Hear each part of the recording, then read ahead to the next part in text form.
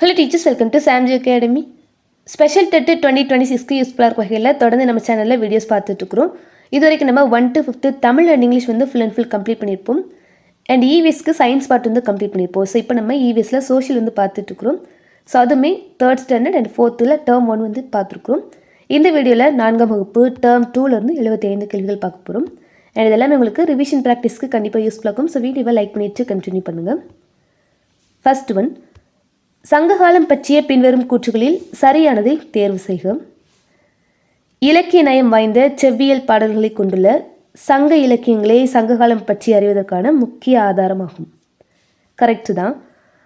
கடையெழுவலர்கள் மூவேந்தர்களுக்கு கட்டுப்படாமல் சுதந்திரமான பேரரசர்களாக தமிழகத்தை ஆட்சி செய்தனர். இது வந்து தவறு.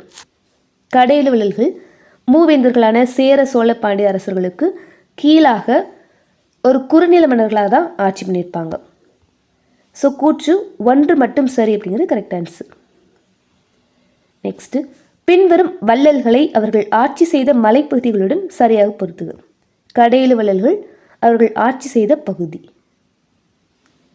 பேகன் பழனிமலை, பாரி பரம்பு நாடு, அதியமான் தகடூர், வல்வில்ஒரி கொல்லிமலை. பேகன் பழனி, பாரி பரம்பு நாடு, அதியமான் தகடூர், வல்வில்ஒரி கொல்லிமலை. பாரி ஆண்ட பரம்பு மலைத்தொடர் எந்த இரு பகுதிகளுக்கு இடையே நீண்டுள்ளது? தமிழகத்தில் உள்ள சிவகங்கை மாவட்டம் முதல் கேரளாவில் உள்ள பாலக்காடு வரை நீண்டுள்ளது. படர்ந்து படர ஆதாரமின்றி தவித்த முல்லை கொடிக்கு தன் தங்கத்தேரையை வழங்கிய வள்ளல் யார்? முல்லைக்கு தேர் கொடுத்தான் பாரி இல்லையா? Answer option C. பின்வரும் குறிப்புகளை கொண்டு வள்ளலை அடையாளம் காண்க. ஸோ ஒரு 3 பாயிண்ட்ஸ் கொடுத்துருக்காங்க. இதுக்கு சூட்டபிளான வள்ளல் யாரும்? தருமபுரி மாவட்டத்தில் உள்ள தகடூர் மலைப்பகுதியை ஆட்சி செய்தார். சாகாவரம் தரும் அரிய வகை நெல்லிக்கனியை பெற்றார். அந்த நெல்லிக்கனியை தான் உண்ணாமல் பழம்பெரும் புலவரான ஔவையாரின் அறிவாற்றலை போற்றி அவருக்கு பரிசளித்தார். இந்த கூற்றுகளுக்குரியவர் அதியமான். வல்வில் என்ற பெயரில் வல்வில் என்பதன் பொருள் என்ன? வல்வில் என்பதன் பொருள் வலிமையான வில்லையும் வில்லாற்றலையும் கொண்டவர். குளிரால் நடுங்கிக் கொண்டிருந்த மயிலுக்கு தன் போர்வையை போர்த்தி விலங்குகளிடம் அளவற்ற கருணை காட்டிய வள்ளல் யார்? மயிலுக்கு போர்வை அளித்தவர் பேகன். பின்வரும் குறுநில மன்னர்களை தற்கால மாவட்டங்கள் அல்லது பகுதிகளுடன் சரியாக பொறுத்துக. ஸோ பேகன் வந்து பழனிமலையை ஆட்சி பண்ணியிருப்பான்னு பார்த்தப்போ அது திண்டுக்கல் மாவட்டத்தில் இருக்குது. அதியமான் தருமபுரி மாவட்டத்தில் இருக்கிற தகடூர் பகுதி. வல்வில்ஒரி நாமக்கல் மாவட்டம் கொல்லிமலை. ஆய் அண்டிரன் வந்து பொதிகை பகுதியை வந்து ஆட்சி பண்ணியிருப்பார். அது மதுரையின் தெற்கு பகுதியில் இருக்குது. கடையெழு வள்ளல்கள் பற்றிய பின்வரும் கூற்றுகளில் தவறான கூற்றை தேர்வு செய்க. ஸோ இதுக்கு ஆன்சர் ஆப்ஷன் டி. மற்ற எல்லாமே கரெக்டு. ஆய் அண்டிரன் நீல நிறமுள்ள அரிய ஆடையை சிவபெருமானுக்கு வழங்கியதாக கூறப்படுகிறது. கரெக்டு தான். நெடுமுடிக்காரி தொண்டை மண்டல பகுதியைச் சேர்ந்த திருக்கோவிலூரை ஆட்சி செய்தார். சேர மன்னரின் ஆட்சிக்கு உட்பட்ட தோட்டிமலை பகுதியை நல்லி என்ற குறுநில மன்னர் ஆட்சி செய்தார். கரெக்டு. நெடுமுடிக்காரி தன்னிடம் வந்த இரவலர்களுக்கு தனது அடையாளத்தை வெளிப்படுத்தாமல் பொருள்களை அள்ளி வழங்கினார். ஸோ இது வந்து நெடுமுடிக்காரி வரமாட்டார், வேறொருத்தர் வருவார். இது நான் உங்களுக்கு பின்னாடி ஒரு கேள்வியாகவே வச்சுருக்கிறேன். ஸோ இது வந்து தவறான கூற்று. நமக்கு தவறானதை கேட்குறாங்க. So answer option D. ஆய் அண்டிரன் நாகம் தந்த ஒளி பொருந்திய நீல நிறமுள்ள அரிய ஆடையை யாருக்கு வழங்கியதாக கூறப்படுகிறது? ஸோ மேலே தான் கூற்றில் பார்த்துருப்போம், சிவபெருமானுக்கு. திருக்கோவிலூரில் உள்ள தொண்டை மண்டல பகுதியை ஆட்சி செய்தவர்? திருக்கோவிலூர் தொண்டை மண்டலம் நெடுமுடிக்காரி. சேரரசனின் ஆட்சிக்கு உட்பட்ட தோட்டிமலை பகுதியை ஆட்சி செய்த குறுநில மன்னன்? தோட்டிமலை பகுதி நல்லி. தன்னிடம் உதவி கேட்டு வரும் இரவலர்களுக்கு தன் அடையாளத்தை வெளிப்படுத்தாமல் தன்னை யார் என்று காட்டிக்கொள்ளாமல் பொருள்களை வாரி வழங்கிய வள்ளல். ஸோ இது வந்து நல்லி அப்படிங்கிறது correct answer. So next unit 2 term 2ல யூனிட் 2. பரப்பளவில் தமிழ்நாடு இந்தியாவின் எத்தனையாவது மிகப்பெரிய மாநிலமாகும்? பரப்பளவில் தமிழ்நாடு இந்தியாவின் 10வது மிகப்பெரிய மாநிலம்.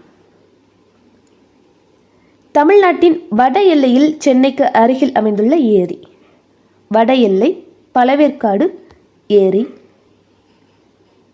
மொழிவாரி மாநில மறுசீரமைப்பின்படி எந்த ஆண்டு மெட்ராஸ் மாகாணத்திலிருந்து மலையாளம் பேசும் பகுதியில் கேரளா என்றும் கன்னடம் பேசும் பகுதிகள் மைசூர் என்றும் பிரிக்கப்பட்டன? எந்த ஆண்டு? 1956.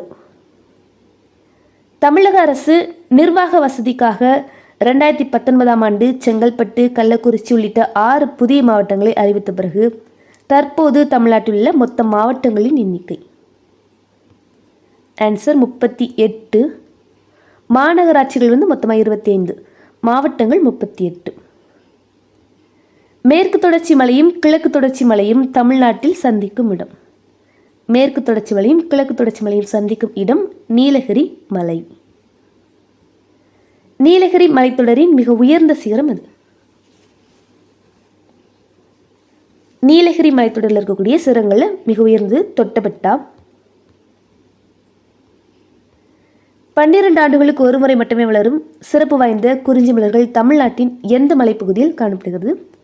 மேற்கு தொடர்ச்சி மலைகள். செய்யாறு என்பது எந்த ஆற்றின் ஒரு முக்கிய கிளையாறு ஆகும்? செய்யாறு அப்படிங்கிறது பாலாற்றின் கிளையாறு.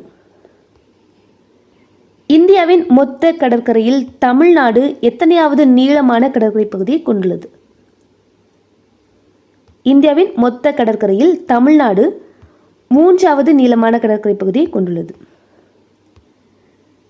தமிழ்நாட்டின் கடற்கரை பகுதியில் அமைந்துள்ள மொத்த மாவட்டங்களின் எண்ணிக்கை. தமிழ்நாட்டின் கடற்கரை பகுதியில் அமைந்துள்ள மொத்த மாவட்டங்களின் எண்ணிக்கை 14. உலகிலேயே 2வது மிக நீளமான நகர்ப்புற கடற்கரை. உலகிலேயே 2வது மிக நீளமான நகர்ப்புற கடற்கரை சென்னை மெரினா கடற்கரை. சோழமண்டல கடற்கரையில் அமைந்துள்ள வெள்ளி கடற்கரை எந்த மாவட்டத்தில் உள்ளது? Silver beach, Cuddalore. இந்தியாவின் முதல் கடற்பாலமான பாம்பன் பாலம் எந்த ஆண்டு திறக்கப்பட்டது? இந்தியாவின் முதல் கடற்பாலமான பாம்பன் பாலம் 1914இல் திறக்கப்பட்டிருக்கும். தமிழ்நாட்டின் மிக உயரமான நீர்வீழ்ச்சி எது? தமிழ்நாட்டின் மிக உயரமான நீர்வீழ்ச்சி தலையாறு நீர்வீழ்ச்சி. தருமபுரி மாவட்டத்தில் காவிரி ஆற்றின் மீது அமைந்துள்ள மக்கள் இயற்கை குளியல் மேற்கொள்ளும் புகழ்பெற்ற நீர்வீழ்ச்சி. தருமபுரி மாவட்டத்தில் உள்ளது ஒகேனக்கல் நீர்வீழ்ச்சி. இதை பற்றி தமிழில் கூட படிச்சிருப்போம். தமிழ்நாட்டில் நிலவும் காலநிலை என்ன? தமிழ்நாட்டின் காலநிலை வெப்பமண்டல காலநிலை. தமிழ்நாட்டில் கோடை காலத்தில் நிலவும் அதிகபட்ச வெப்பநிலை தோராயமாக எவ்வளவு? தமிழ்நாட்டில் கோடை காலத்தில் நிலவும் அதிகபட்ச வெப்பநிலையின் தோராய மதிப்பு 40 டிகிரி செல்சியஸ். இந்திய வானிலை ஆராய்ச்சி மையத்தின்படி 2003ஆம் ஆண்டு மே மாதத்தில் தமிழ்நாட்டின் எந்த இடத்தில் மிக அதிகபட்சமாக 48.6 டிகிரி செல்சியஸ் வெப்பநிலை பதிவானது? ஸோ தோராயமாக பார்த்தோம் 40 டிகிரி செல்சியஸ் தானே. பட் ஒரு இடத்துல மட்டும் 2003ல் 48.6 டிகிரி செல்சியஸ் பதிவாயிருக்கும். ஸோ அது எந்த இடம் அப்படின்னா திருத்தணி அப்படிங்கிறது கரெக்ட் ஆன்சர். மரங்களின் உச்சி கிளைகள் இணைந்து ஒரு சங்கிலி போல உருவாகி நிலத்தில் சூரிய ஒளி படாதவாறு அடர்த்தியாக இருக்கும் அமைப்பிற்கு என்ன பெயர்? விதானம். மரங்களின் உச்சி கிளைகள் இணைந்து ஒரு சங்கிலி போல உருவாகி நிலத்தில் சூரிய ஒளி படாதவாறு அடர்த்தியாக இருக்கும் அமைப்பு விதானம். தமிழ்நாட்டில் சிதம்பரத்திற்கு அருகில் அமைந்துள்ள புகழ்பெற்ற சதுப்பு நில காடுகள் எவை? தமிழ்நாட்டில் சிதம்பரத்திற்கு அருகில் உள்ள புகழ்பெற்ற சதுப்பு நில காடுகள் மாங்குரோவ் காடுகள் சொல்லலாம், அலையாத்தி காடுகள் சொல்லலாம். என்ன அப்படின்னா பிச்சாவரம் அலையாத்தி காடுகள். மெட்ராஸ் மாகாணத்திலிருந்து தெலுங்கு மொழி பேசும் பகுதி தனியாக பிரிக்கப்பட்டு ஆந்திர பிரதேசம் உருவான ஆண்டு. ஸோ இது வந்து 1953. ஸோ இதுக்கு முன்னாடி மலையாள மொழி பேசும் மக்கள் கேரளா, கன்னடம் பேசும் மக்கள் மைசூர், அது வந்து 1956. தெலுங்கு மொழி பேசும் மக்கள் ஆந்திர பிரதேசம் பிரிஞ்சது வந்து 3 வருஷத்துக்கு முன்னாடி. இதான் வந்து ஃபஸ்ட்டு மொழி வாரியாக பிரிக்கப்பட்ட மாநிலம் இல்லையா, 1953 பிரிக்கப்பட்டிருக்கும். தமிழ்நாட்டின் எல்லையை பொறுத்தவரை அதன் கிழக்கு எல்லையாக அமைந்துள்ளது எது? இதன் கிழக்கு எல்லை வங்காள விரிகுடா, இந்திய பெருங்கடல் வந்து தெற்கு எல்லைன்னு சொல்லலாம். மேற்கு தொடர்ச்சி மலைகளையும் கிழக்கு தொடர்ச்சி மலைகளையும் கொண்ட ஒரே இந்திய மாநிலம். மேற்கு தொடர்ச்சி மலையும் இருக்குது, கிழக்கு தொடர்ச்சி மலையும் இருக்குது. அப்படி இருக்கக்கூடிய ஒரே இந்திய மாநிலம் நம்ம தமிழ்நாடு தான். மேலதார் கேள்வி பார்த்துருப்போம். மேற்கு தொடர்ச்சி மலையும் கிழக்கு தொடர்ச்சி மலையும் சந்திக்கும் இடம் வந்து நீலகிரின்னு சொல்லிட்டு பார்த்துருப்போம். கடல் மட்டத்திலிருந்து உயர்ந்த தட்டையான நிலப்பகுதி எவ்வாறு அழைக்கப்படுகிறது? பீடபூமி. ஈரோட்டில் உள்ள சென்னிமலை என்பது தமிழ்நாட்டின் எந்த நிலப்பரப்பு பகுதியில் சிறிய அளவிலான நிலப்பரப்பாக குறிப்பிடப்பட்டுள்ளது? ஸோ அதாவது தமிழ்நாட்டிலேயே மிகச்சிறிய அளவிலான பீடபூமி அப்படின்னு சொல்லிட்டு ஈரோட்டில் இருக்கக்கூடிய சென்னிமலை வந்து சொல்கிறாங்க. கடல் மட்டத்திலிருந்து சற்றே உயரமான சமமான நிலப்பரப்பு. தட்டையானது பீடபூமி, சமமான நிலப்பரப்பு வந்து சமவெளி. பாலாறு, செய்யாறு, தென்பெண்ணை மற்றும் வெள்ளாறு ஆகிய ஆறுகள் இணைந்து தமிழ்நாட்டின் டேஸ் சமவெளிகளை உருவாக்குகின்றன. பாலாறு, செய்யாறு, தென்பெண்ணை மற்றும் வெள்ளாறு. ஸோ இந்த ஆறுகள்லாம் இணைந்து தமிழ்நாட்டின் வடக்கு சமவெளிகளை உருவாக்குகிறது. மத்திய சமவெளிகளை உருவாக்கும் முக்கிய ஆறு. மத்திய சமவெளி காவிரி ஆறு. வைகை மற்றும் தாமிரபரணி ஆகிய ஆறுகள் இணைந்து தமிழ்நாட்டின் டேஸ் சமவெளிகளை உருவாக்குகின்றன. வைகை, தாமிரபரணி எல்லாமே மதுரை, திருநெல்வேலியிலேயே தெற்கு பகுதி, தெற்கு சமவெளிகளை உருவாக்குகிறது. செய்யாறு என்பது ஒரு பருவகால ஆறாக எந்த மாவட்டத்தில் பாய்கிறது? செய்யாறு அப்படிங்கிறது ஒரு பருவகால ஆறு. இது எந்த மாவட்டத்தில் இருக்குது அப்படின்னா திருவண்ணாமலை. ஸோ இப்போ தாமிரபரணியில் எடுத்துக்கிட்டோம்னா அது வச்சாதாறு இல்லையா, எல்லா சீசன்லேயும் அதில் தண்ணி இருக்கும். பட் செய்யாறு இந்த மாதிரி ஆறுகள்லாம் வந்து சீசனில் மட்டும்தான் வந்து அதில் தண்ணி இருக்கும். ஸோ அதான் பருவகால ஆறுன்னு சொல்கிறாங்க. எனது திருவண்ணாமலை மாவட்டத்தில் இருக்குது. சென்னை முதல் கன்னியாகுமரி வரை பறந்து விரிந்துள்ள தமிழக கடற்கரை சமவெளி எவ்வாறு அழைக்கப்படுகிறது? சென்னை முதல் கன்னியாகுமரி வரை பறந்துள்ள தமிழக கடற்கரை சமவெளி சோழமண்டல கடற்கரை சமவெளின்னு சொல்லிட்டு அழைக்கப்படுது. ராமநாதபுரத்தின் ஒரு பகுதியாக இருக்கும் பாம்பன் தீவு மற்றும் மன்னார் வளைகுடாவை பிரிக்கும் பகுதி. பாம்பன் தீவு மற்றும் மன்னார் வளைகுடாவை பிரிக்கும் பகுதி பாக் நீர்சந்தி. தென்காசியில் உள்ள மேற்கு தொடர்ச்சி மலையில் பாயும் சிற்றாறு மீது மொத்தம் எத்தனை அருவிகள் அமைந்துள்ளன? தென்காசியில் உள்ள மேற்கு தொடர்ச்சி மலையில் பாயும் சிற்றாறு மீது மொத்தம் 9 அருவிகள் அமைந்துள்ளன. தேனி மாவட்டத்தில் அமைந்துள்ள அடர்ந்த காடுகளால் சூழப்பட்ட மக்கள் இயற்கை குளியல் மேற்கொள்ளும் அருவி. தேனி மாவட்டம் சுருளி அருவி. ஒகேனக்கல்னா தருமபுரி, தேனி அப்படின்னா சுருளி. திருச்சிராப்பள்ளியில் அமைந்துள்ள மலைக்கோட்டை மிகவும் புகழ்பெற்ற எவ்வகை பாறைக்கு உதாரணமாக குறிப்பிடப்பட்டுள்ளது? திருச்சியில் அமைந்துள்ள மலைக்கோட்டை செங்குத்தான பாறைக்கு உதாரணம். தமிழ்நாட்டின் காலநிலை வெப்பமண்டல காலநிலையாக இருக்க காரணம். தமிழ்நாட்டின் காலநிலை வகை வந்து வெப்பமண்டல காலநிலை பார்த்துருப்போம். அதுக்கு என்ன காரணம் அப்படின்னா நிலநடுக்கோட்டிற்கு அருகில் அமைந்துள்ள அதன் இட அமைவு. நெக்ஸ்ட், தமிழ்நாட்டின் பருவ காலங்களையும் அதற்கான மாதங்களையும் சரியாக பொறுத்துக. தமிழ்நாட்டின் பருவ காலங்கள், அதற்கான மாதங்கள். குளிர்காலம் ஜனவரி, பிப்ரவரி. கோடை காலம் மார்ச் டு மே. தென்மேற்கு பருவக்காற்று காலம் ஜூன் டு செப்டம்பர். வடகிழக்கு பருவக்காற்று காலம் அக்டோபர் டு டிசம்பர். குளிர்காலம் ஜனவரி, பிப்ரவரி. கோடை காலம் மார்ச் டு மே. தென்மேற்கு பருவக்காற்று ஜூன் டு செப்டம்பர். வடகிழக்கு பருவக்காற்று அக்டோபர் டு டிசம்பர். அண்ட் இதில் தமிழ்நாட்டுக்கு மழையை கொடுக்கக்கூடிய பருவக்காற்று இது தென்மேற்கு பருவக்காற்று, வடகிழக்கு பருவக்காற்று. ஓகேவா? அதை கமெண்ட்டில் சொல்லுங்கள். நெக்ஸ்ட்டு, வளிமண்டலத்தின் அன்றாட நிலை எவ்வாறு அழைக்கப்படுகிறது? வளிமண்டலத்தின் அன்றாட நிலை வந்து வானிலைன்னு சொல்லிட்டு சொல்லலாம். ஓர் இடத்தின் நீண்ட கால சராசரி வானிலை. ஸோ அன்றாட வானிலை வந்து நம்ம அன்றாட நிலை, வளிமண்டலத்தின் அன்றாட நிலை வந்து வானிலைன்னு சொல்கிறோம். நீண்ட கால சராசரி வானிலை வந்து காலநிலைன்னு சொல்கிறாங்க. ஓகேவா? மெட்ராஸ் மாகாணம் மொழி வாரியாக பிரிக்கப்பட்ட நிகழ்வுகள் குறித்த பின்வரும் கூற்றுகளில் தவறானதை தேர்ந்தெடு.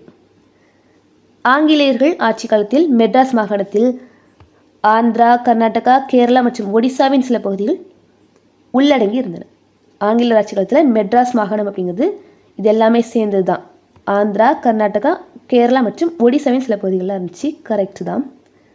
1953 தெலுங்கு மொழி பேசும் மக்கள் ஆந்திர பிரதேசமாக உருவானது. கரெக்ட். தென் 1956 கன்னட மொழி பேசும் மக்கள் பேசும் பகுதியில் கேரளா என்றும் மலையாள மொழி பேசும் பகுதியில் மைசூர் என்றும் பிரிக்கப்பட்டது. அப்படியே மாற்றி கொடுத்துருக்காங்க. கன்னட மொழி மைசூர், மலையாள மொழி கேரளா. தற்போதைய நிலையிலே தமிழ்நாட்டில் 38 மாவட்டங்கள் உள்ளது. கரெக்ட். ஸோ நமக்கு தவறானது ஆன்சர் ஆப்ஷன் சி. நெக்ஸ்ட் பொறுத்துக.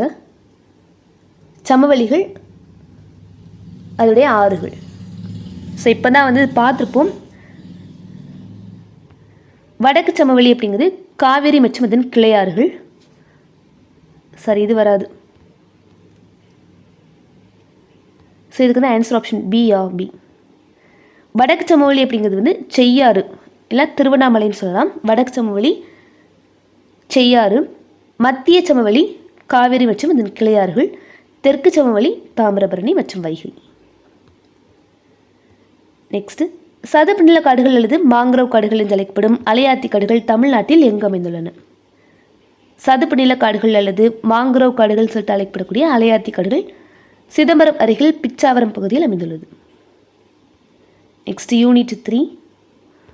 இந்தியாவின் மிக நீண்ட தேசிய நெடுஞ்சாலை எது? இந்தியாவின் மிக நீண்ட தேசிய நெடுஞ்சாலை NH-44. தங்க நாற்கர சாலை இணைக்காத இந்திய முக்கிய நகரம் எது? தங்க நாற்கர சாலை, நாற்கரம். ஸோ 4 முக்கிய நகரங்களை இணைக்கும். அதில் இல்லாதது எது?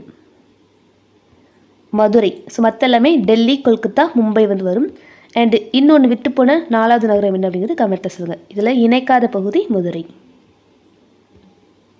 மாநில நெடுஞ்சாலை SH-4 எந்த 2 இடங்களை இணைக்கிறது? மாநில நெடுஞ்சாலை SH-4 ஆற்காடையும் விழுப்புரத்தையும் இணைக்கிறது. ஆசியாவிலேயே மிகப்பெரிய பேருந்து நிலையம் எங்கு அமைந்துள்ளது? ஆசியாவிலேயே மிகப்பெரிய பேருந்து நிலையம் சென்னை, கோயம்பேடு. தமிழ்நாட்டின் மிக பழமையான மற்றும் இந்தியாவின் 2வது பழமையான ரயில் நிலையம். இந்தியாவின் 2வது பழமையான ரயில் நிலையம் ராயபுரம். பின்வரும் ரயில் இணைப்புகளில் எது சரியாக பொருந்தியுள்ளது? எது சரியாக பொருந்தியுள்ளது? திருக்குறள் விரைவு வண்டி அப்படிங்கிறது கன்னியாகுமரி டு புதுடில்லி போகிறது. இது மட்டும் தான் கரெக்டாக இருக்குது. ஸோ மற்ற எல்லாமே வந்து மாற்றி மாற்றி கொடுத்துருவாங்க. ஓகேவா? சரியாக பொருந்தியது ஆன்சர் ஆப்ஷன் பி மட்டும். இந்தியாவில் 3 முக்கிய துறைமுகங்களை கொண்டுள்ள ஒரே மாநிலம். 3 முக்கிய துறைமுகங்களை கொண்ட ஒரே மாநிலம் நம்மளுடைய தமிழ்நாடு தான். ஸோ அந்த 3 துறைமுகங்கள் என்னன்னு தெரிஞ்சால் கமெண்ட்டில் சொல்லுங்கள். ஓகேவா? ஆசியாவின் முதல் விமான அஞ்சல் சேவை எந்த 2 இடங்களுக்கு இடையே தொடங்கப்பட்டது? ஆசியாவின் முதல் விமான அஞ்சல் சேவை எந்த 2 இடங்களுக்கு இடையே தொடங்கப்பட்டது? அலகாபாத் டு நைனி. பின்வருவனவற்றில் தமிழ்நாட்டில் சர்வதேச விமான நிலையம் இல்லாத நகரம். இன்டர்நேஷனல் ஏர்போர்ட் இல்லாத நகரம் சேலம். கடல் மட்டத்திலிருந்து 21,000 அடி உயரத்தில் அமைந்துள்ள இந்தியாவின் மிக உயரமான ஹெலிபேட் எது? கடல் மட்டத்திலிருந்து 21,000 அடி உயரத்தில் அமைந்துள்ள இந்தியாவின் மிக உயரமான ஹெலிபேட் சியாச்சின் அப்படிங்கிறது. இந்தியாவில் முதல் ரயில் போக்குவரத்து எந்த 2 இடங்களுக்கு இடையே அமைக்கப்பட்டது? இந்தியாவின் முதல் ரயில் போக்குவரத்து மும்பை டு தானேக்கு இடையில் அமைக்கப்பட்டது. இந்தியாவின் முதல் ரயில் பாதை எந்த ஆண்டில் அமைக்கப்பட்டது? முதல் ரயில் பாதை 1853. ரயில் போக்குவரத்து தொடங்கப்பட்ட ஆரம்ப காலங்களில் எந்த இயந்திரங்கள் பயன்படுத்தப்பட்டன? நீராவி இயந்திரங்கள். சென்னை மெட்ரோ ரயில் அமைப்பு எந்த ஆண்டு தொடங்கப்பட்டது? சென்னை மெட்ரோ 2015. ரயில் போக்குவரத்தில் உலகிலேயே மிகப்பெரிய போக்குவரத்து அமைப்புகளில் இந்தியா எத்தனையாவது இடத்தில் உள்ளது? உலகிலேயே இந்தியா ரயில் போக்குவரத்தில் 4வது இடத்துல இருக்குது. உலக பாரம்பரியமிக்க இந்தியாவில் நீராவி மூலம் இயக்கப்படும் ஒரே ரயில் போக்குவரத்து. இந்தியாவில் நீராவி மூலம் இயக்கப்படும் ஒரே ரயில் போக்குவரத்து இது. ஸோ இதுக்கு ஆன்சர் டார்ஜிலிங் இமயமலை ரயில். டார்ஜிலிங் இமயமலை ரயில் இந்தியாவின் எந்த மாநிலத்தில் அமைந்துள்ளது? மேற்கு வங்காளம். இந்தியாவில் மொத்தம் எத்தனை பெரிய துறைமுகங்கள் உள்ளன? இந்தியாவில் மொத்தம் எத்தனை பெரிய துறைமுகங்கள் உள்ளன? 13. ஆசியாவின் முதல் விமான அஞ்சல் சேவை தொடங்கப்பட்ட ஆண்டு. ஸோ இது வந்து எந்த இடங்களுக்கு நடுவில் வந்து நடந்துச்சு சொல்லிட்டு பார்த்துப்போம். இப்போ அது எந்த ஆண்டில் தொடங்கப்பச்சுன்னு கேட்குறாங்க. ஆன்சர் வந்து 1914. ஹெலிகாப்டர்கள் தரையிறங்கும் தளம் எவ்வாறு அழைக்கப்படுகிறது? ஹெலிபேட். இந்தியாவிலேயே மிக உயரமான ஹெலிபேட் வந்து சியாச்சின்னு பார்த்துருப்போம். இந்த ஹெலிபேட் அப்படிங்கிறது ஹெலிகாப்டர்கள் தரையிறங்கும் தளம். ஸோ இதோட 4ஆம் வகுப்பு டேர்ம் 2 கம்ப்ளீட் ஆகுது. நெக்ஸ்ட்டு டேர்ம் 3ல் பார்க்கலாம். அண்ட் இந்த வீடியோ உங்களுக்கு யூஸ்ஃபுல்லாக இருந்துச்சுன்னா மறக்காமல் லைக் பண்ணுங்கள். தேங்க்யூ.